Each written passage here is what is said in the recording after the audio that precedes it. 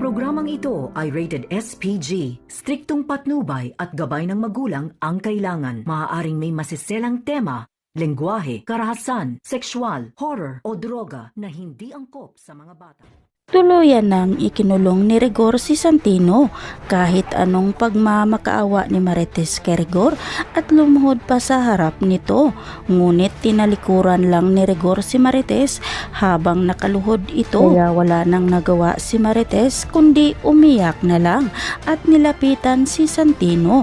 Kaya ikwininto ni Santino kay Marites kung ano ang nangyayari. Agad namang naalala ni Santino at sinabi niya kay Marites dahil sa oras na nangyari kay Coach Gary ay nandoon sila sa restaurant at kasama si Anika. Kaya naman sinabi ni Santino kay Marites na kailangan na mahanap nila si Anika at makausap ito para mapatunayan na wala siyang kasalanan. Kahit dumurugo ang sugat ni Marites, pinilit niya itong lumakad upang hanapin si Anika. Kaya naman naawa na lang si Mando kay Marites at pinahatid na lang niya ito upang makapahinga. Pero galit nga itong si Mando kay Rigor at agad nga niyang kinausap si Rigor at sinabihang hindi na ba daw naaawa si Rigor sa kanyang pamilya. Ngunit hindi nagustuhan ni Rigor ang sinabi ni Mando.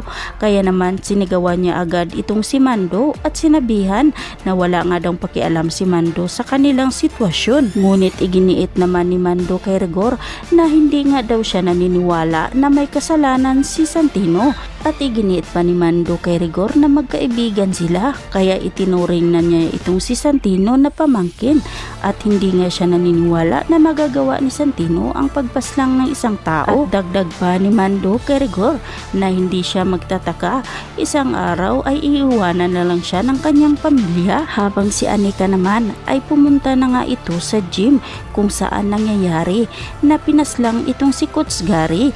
Kaya naman pagdating niya doon, agad nga siyang pinapapasok at sinabi niya sa mga tao at sa mga kapulisan na walang kasalanan si Santino at handa nga siyang tumistigo na walang kasalanan si Santino dahil sa mga oras na yon ay kasama niya si Santino. Kaya naman tutulong si Anika sa kanila ni Marites at Santino at hihingiin nga niya ang CCTV kung saan sila nagkikita ni Santino. At sa kabilang banda, sa pagbisita nga nila Catherine sa kanila ni Senyora Bettina, nakita nga ito ni Senyora Bettina si Catherine na malungkot.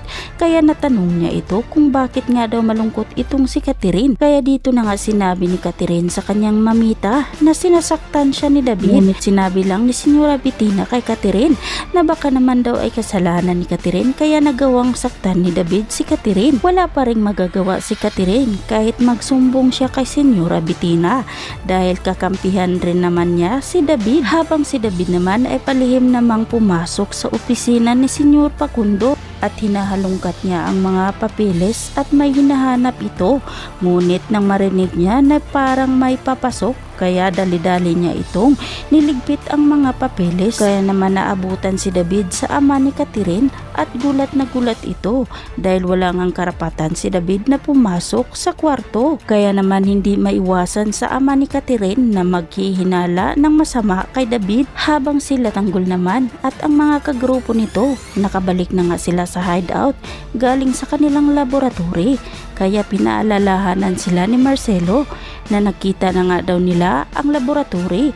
Kaya dapat nga daw ay ayusin nila ang kanilang mga trabaho dahil hindi nga daw basta-basta ang nagasto ni Senyor Facundo. Agad naman sinabi ni Tanggol na alam nila ang gagawin nila. Ngunit maya-maya ay may tumawag sa cellphone ni Tanggol. Kaya natanong ni Marcelo kung sino nga daw ang tumawag sa cellphone ni Tanggol. Sinabi naman ni Tanggol na ang kanyang ina ang tumawag, kaya agad nga itong lumabas at sinagot ito. Si Boss Divina ang kausap ni Tanggol at hindi ang kanyang ina. Agad nga sinabi ni Boss Divina na kailangan na nilang bumalik dahil nahanap na nga nila ang bumili ng Star of Venus. Kaya dali-dali nang umuwi sila Tanggol pabalik doon kay Boss Divina at agad na nga nilang pupuntahan ang bibili ng Star of Venus. Kaya napatanong na lang si Tanggol kay Boss Divina kung bakit agad-agad nga nila pupuntahan ang bibili ng Star of Venus. Sinabi naman ni Boss Divina na kailangan nilang pupuntahan agad at hindi na paabutan ng bukas dahil baka daw ay may plano ang bibili ng Star of Venus at baka ma-sit up pa daw sila. Kaya naman agad-agad nga nila itong pupuntahan. Ano naman kaya ang maiisahan, sila Tanggol kaya o ang bibili ng Star of Venus? Kaya naman mga kaibigan, aabangan na lang natin ng mga susunod pang mga kaganapan dito lang sa ating paboritong palabas sa FPJ Batang Quiapo. At huwag po sana ninyong kalimutan na i-like, i-share at pahingin na rin ng isang subscribe. Maraming salamat sa inyong panonood.